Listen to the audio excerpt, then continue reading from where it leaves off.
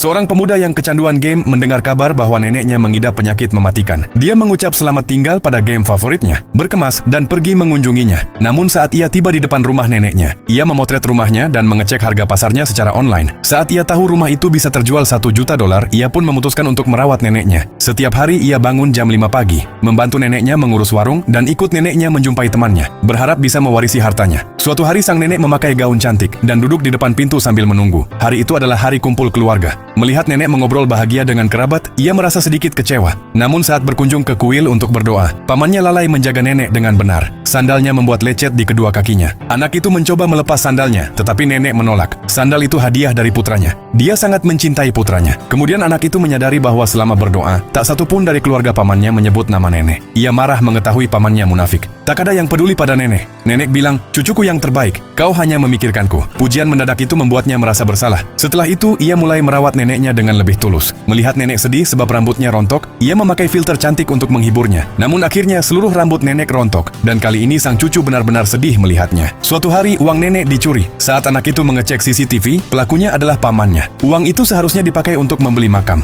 tapi nenek tak menyalahkannya. Sebaliknya, ia menghubungi kakaknya, meminjam uang untuk membeli makam, tapi kakaknya menolak. Dalam perjalanan pulang, sang nenek sedih. Sang cucu bertanya, "Kenapa perlu makam yang mahal?" Nenek menjawab, "Kalau tempat istirahat terakhirku indah, mungkin kalian akan sering mengunjungiku." Anak itu terdiam, hanya menggenggam erat tangan neneknya. Saat kondisinya memburuk, sang nenek kesakitan hingga tak bisa tidur. Hanya cucunya yang selalu di sampingnya. Namun akhirnya, nenek mewariskan rumah pada putranya. Sang cucu merasa semua usahanya tidak dihargai. Lalu ia bertanya mengapa nenek melakukan itu. "Padahal akulah yang selalu menemani nenek." Ia pergi dengan marah. Nenek terlihat seperti anak kecil yang merasa bersalah. Setelah itu, nenek kembali hidup sendirian. Setelah rumahnya diwariskan, tak ada lagi yang menjenguknya.